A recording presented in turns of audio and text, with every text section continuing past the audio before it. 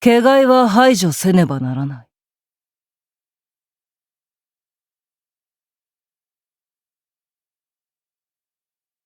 三国の開闢より今この時まで、奴らは存在し続けている。国土の東半を異形の領域にさせたままなの。右門の名折れだ。烏帽子殿。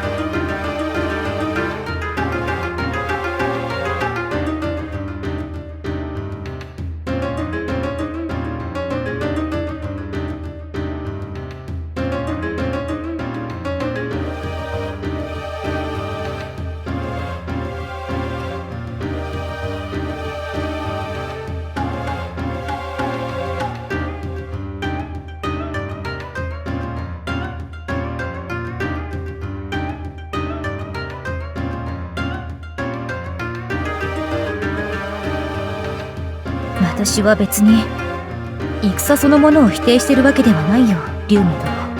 ただな、悪趣味を悪趣味と言っているだけだ。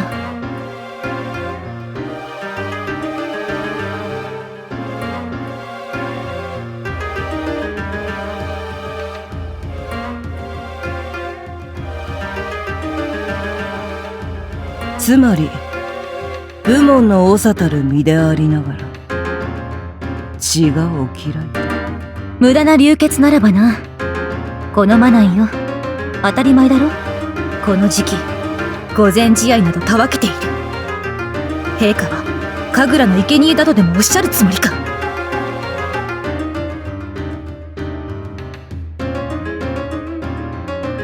あなたにとってもこれは人事ではないはずだ。毛害を滅ぼす。ああ、それについては異論などない。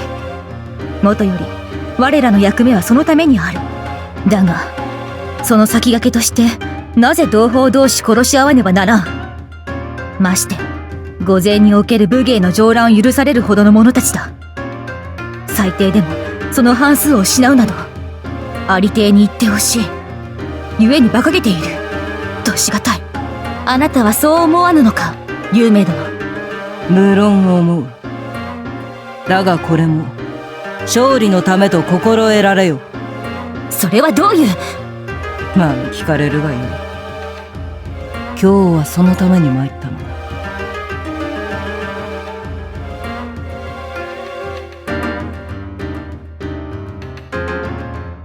烏帽子殿、初めてお会いしてから何年が経ったか。15年だが、それが一体。そう、15年前。当時の御身は3つか4つであったから、よく覚えている。私も当然覚えている。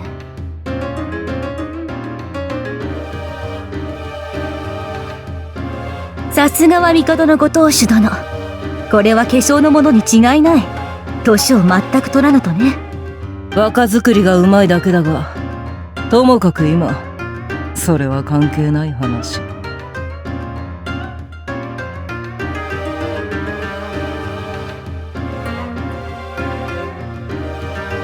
私は先代の烏帽子殿、すなわち御身のお父上から後見役を頼まれた。あの方はご内儀ともども病弱であったから、どうか林道を守ってくれと。このままでは他の4家に古賀の家は潰されると。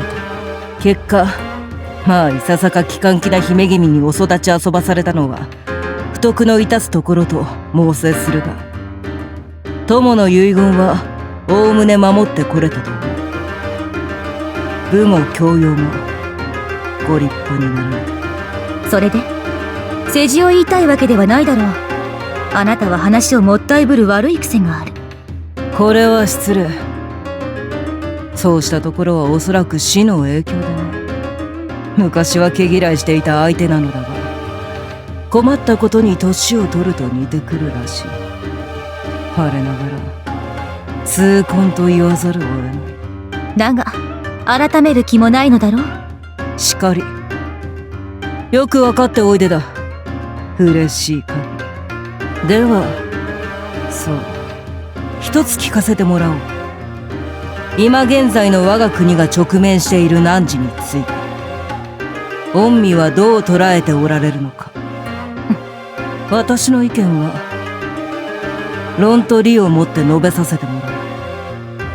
ゆえその前に御身がどの程度事態を認識しているのか知る必要がある。そう嫌な顔をされるな。私は教育係でもあるのだから、その一環と思われればよい。物事を順序立てていくのは大事なこと。これもまた将には必要な資質なれば。わかった。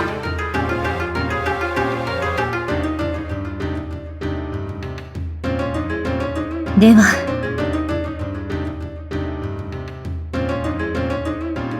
あなたも言ったように東の気概雲どもだ。あれが天下にある限り我らは無能のそしりを免れない。それは我々のメンツに関わる話であって、国家の汝とするにはいささか弱いな。事実奴らはこの300年先の大戦から一切姿を見せていない。引きこもっている。まだ話は途中だ。ならば決まっているだろう。歪みだ。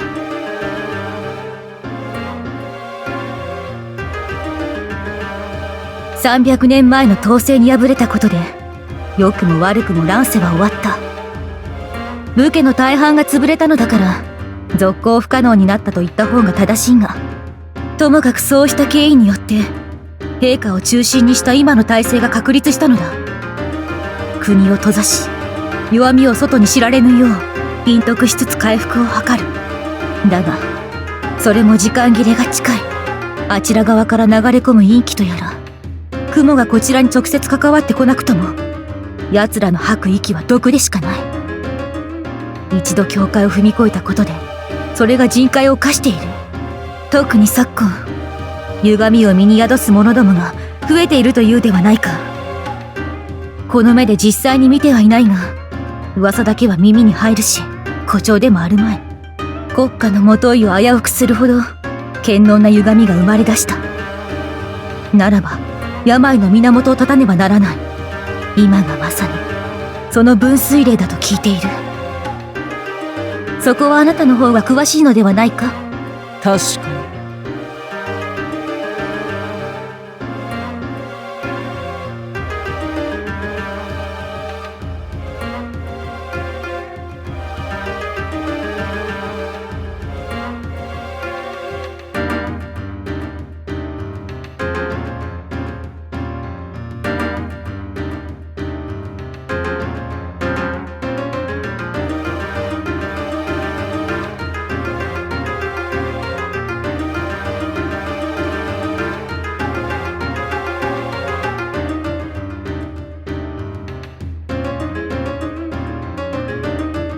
歪みが戦力として機能しうるギリギリの天秤。実際彼らが雲を倒すのに効果的な武器となることは疑いようもない。元はあちらの力なのだから。さしずめ屏風の中にいる人食いドラを倒せる力か。異能はそういうものだと聞いている。だがこれ以上汚染が進めば獅子心中の虫にしかならん。我らの世界は内から腹渡を食い破られる羽目になる。故に今やるしかない。これがまあ私の認識している最大の難事だ。気概を一掃しなければ国が滅ぶ。他に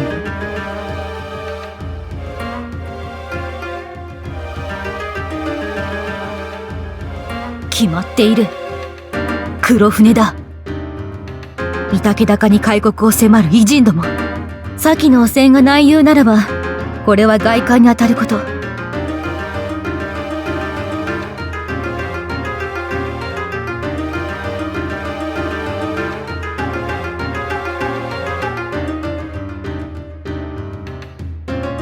今国を開くなど論外だ。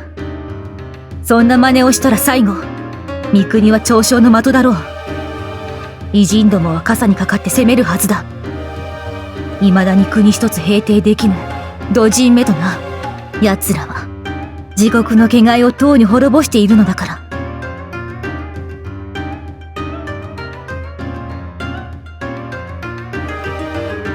かといって頑なに鎖国を続けても意味がない。我らは300年前に天権を超えているのだから、今の偉人どもなら容易に統治へ至るだろう。結果予想できるのは泥沼の奪い合いだ。今まで隠し通せたのがむしろ奇跡に近いと言える。もはや世界は狭い時代になった。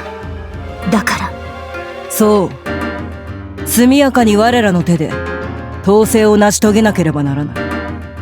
開国云々、偉人云々、それらは残らずその後だ。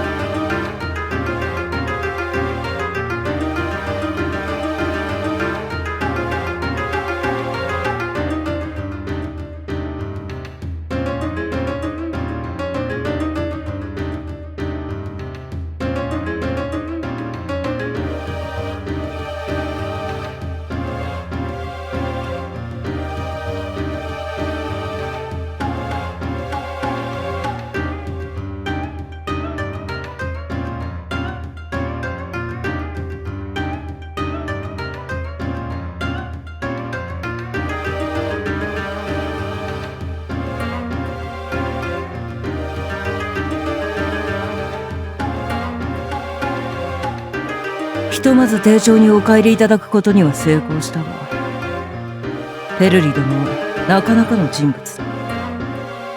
これで終わりとはいかぬだろう。まず間違いなく数年のうち、早くて1年、遅くとも2年か3年、その間に再度やってこられるはず。おそらく統治の存在にも気づいておられるに違いない。次回は陛下に親書を渡すだけとはいかぬだろう。それであっさり引き下がったところからも、すでに今頃一足先に雲と接触している可能性もある。いっそのこと、それで滅ぼされてくれれば嬉しいが。私もそう思っているよ、エボシ殿。だがその場合、何にせよ戦だな。あちらは我々がやったと信じる。再度の来航はもはや防ぎようもない。しかし整理すればするほどになんとも最悪な状況だ。気鬱の病にかかりそうだよ。自らその話をさせて今更何を。それで龍明殿、結局何が言いたいのだ。私の疑問には未だ答えをもらっていない。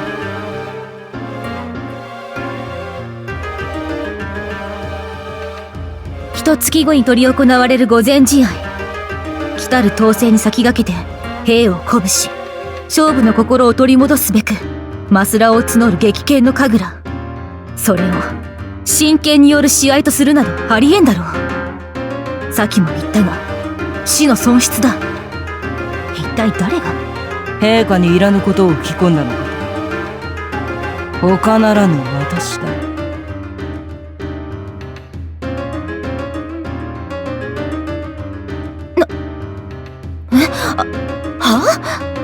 だから私の発案だ。その反応は愛らしいが、いささかはしたないぞ、エボシ殿。古賀の鬼姫ともあろう方が人前で大口など開けるものではない。だけどあなたは。いや、あなただって。もしかして本人から聞かれた。ならばその通り。私の娘も上蘭の栄誉を授かった。未だくちばしの黄色いひな水で母としても強烈至極と思っている。龍明殿、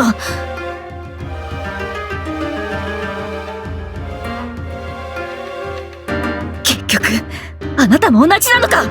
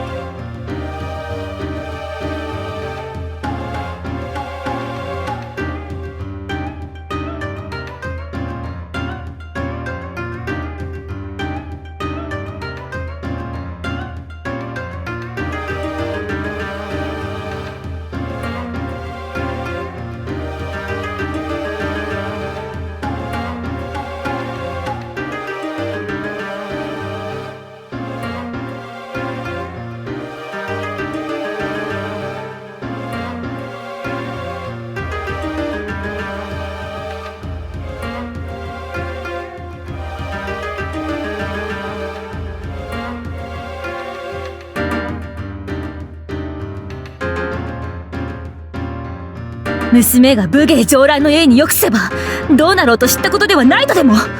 否定はできん。さも統制に参加するという時点で身の安全も何もない。要は戦、殺し合いだ。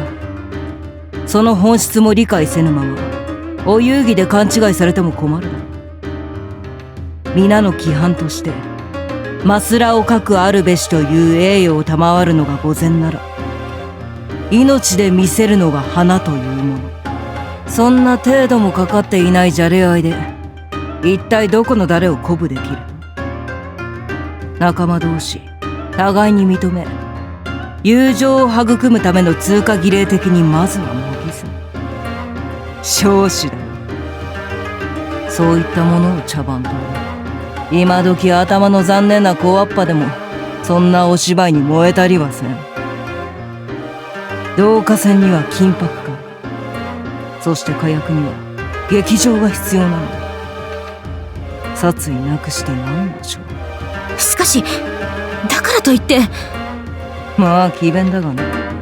言いたいことは分かっているよ。我々が御身から見れば強靭の集団に見えるというあれだろ。しかしその感覚に照らして言うならこの国はマシな方だ。たとえどのような形であれ大義や名分が存在する。先の黒船にしてもそうだが、異国で絶対の法となっているのはあくまで力だ。周囲をねじ伏せた者が明治となり、それを倒した者が後を継ぐ。血筋家柄など地理悪多だよ。ある意味先進的とも言えるだろう。少なくとも三国のように祭り上げられているだけの存在が象徴として敬われるなどありえないな。いや失礼。別に御身や陛下を愚弄しているわけではない。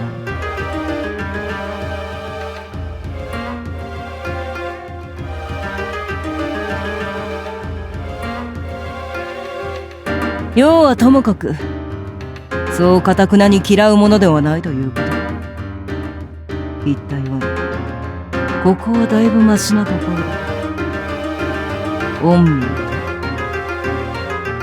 なぜそうなのかわからんがね。